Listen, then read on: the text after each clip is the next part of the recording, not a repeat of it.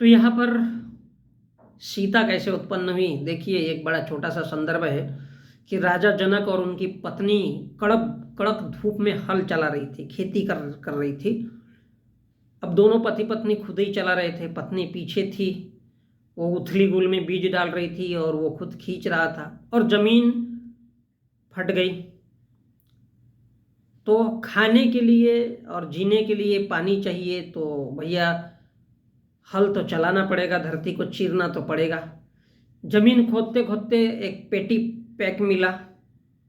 अब खुदाई होते जैसा माल मिलता है ना, कहते हैं बड़ा खजाना रखा है पहले के ज़माने के लोगों ने, तो वैसा ही खजाना मिला। वो हल चल रहा था, नांगर चल रहा था, और उसके दतार को तो पत्नी पीछे से धक्का दे रही थी और पुरुष हल का भार आगे की तरफ खींच रहा था।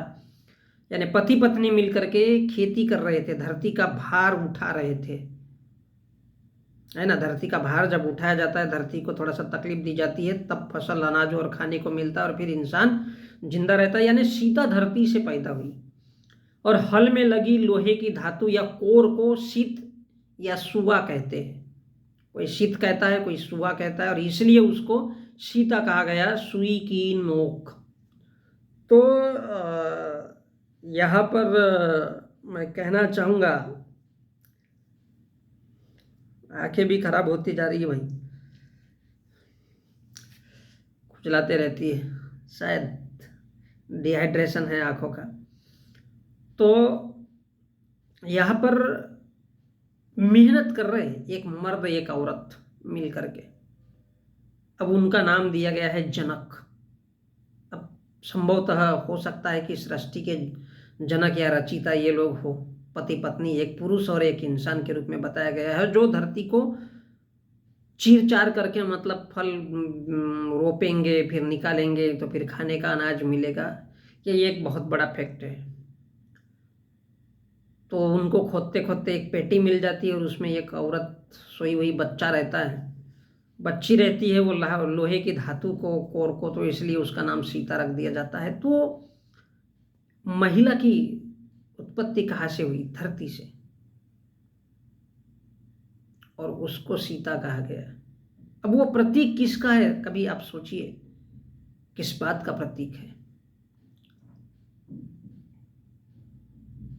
धरती को चीरते चीरते एक स्त्री का मिलना, तो बंधुओं प्रकृति ही सब कुछ है। लेकिन हम उसको सीता मैया कहानियों में न जाने क्या क्या और जमाने से पूछते आ रहे, काहे के लिए? बताने वाला बता रहा है पैसे के लिए, कि बोले सीता मैया ये थी। क्या क्या नहीं होता है। मैं एक छोटा सा एग्जाम्पल आपको देना चाहता हूँ कि पेन काला है, काला पेन है, और उसमें अक्षर लिखा जाता है नीला, ना में बड़ी की मात्रा और ला। आप समझ सकते हो इस बात को? पेन काला है, लिख क्या रहा है? नीला। या पेन लाल है और पेन क्या लिख रहा है? हरा। तो ये सिर्फ शब्द कापी में, किताब में किसी ने लिख दिया कि बेवकूफ़ लोग आएंगे, पढ़ते रहेंगे, और उसी को देवता, धन दौलत, क्या क्या अदरक लहसुन मानते रहेंगे और चलते रहेंगे। तो यही कहानियाँ लिखी गई है लोगों को सुनाने के लिए, क्योंकि पहले के लोग कहानियों में बड़ा इंटरेस्ट लेते थे। उनको खाने हगने मुतने, सेक्स में कोई दिलचस्पी नहीं थी, और इसलिए वो लिख दिया गया है। और वो सिर्फ एक ग्रंथ में, और उसको बताने वाला कथाकार, कथावाचक, अब साधु बोलो, संत बोलो, शंकराचार्य बोलो, तो वो केवल उनको सुनाता मात्र है, और उसको हम इतना बड़ा महात्मा मानते हैं। हम शिक्षक से तिरस्कार करते हैं। हम हमारे देश में अब देखिए, स्कूल कॉलेजों की छत टपकते रहती है, उस पर कोई ध्यान नहीं देना चाहता, लेकिन वो अदरक लहसुन खाने की, दारू नहीं पीने की, सिर्फ ऐसी नॉर्मल बकवास करते रहता है, बड़बड़ करते रहता है, उसको हम इतना बड़ा महात्मा संत कहते हैं। वो कितना बड़ा कलाकार है कि अपने बुद्धि से लोगों को ये बकवास की, फालतू की बातें सुना करके किसी स्त्री को देवी बना दिया, फिर उसको पेल पाल करने के लिए एक राम दे दिया, फिर वो ढूंढता भैया कौन कौन में भगवान है, और भगवान की मर्जी की में ना पत्ता नहीं हिलता तो उसकी बीबी कैसे चोरी हो जाती है, ये भी सोचने की बात है। उसकी बीबी को साला कोई उठा के लेके चला जाता है, उसको तो ज्ञात होना चाहिए ना पहले से, और भगवान है। फिर भी हम उन कहानियों को ढो रहे सदियों से चल रहे या उसमें वो क्या बोलते हैं, राम रतन धन पाए, वो ढिजिक निजिक वो लोग भजन कीर्तन और क्या क्या साला बकवास चलते रहता है।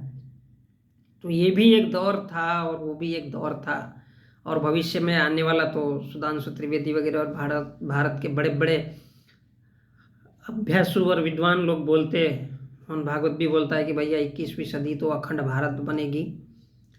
तो मे भी हो सकता है कि बने, और ऐसी ही बेवकूफ़ी लोगों के बीच में चलती रहे, लोग सेक्स को भगवान मानते रहे, लोग पेनिस को, लिंग को, क्या क्या है वो सब पूजा करते रहे सदियों तक।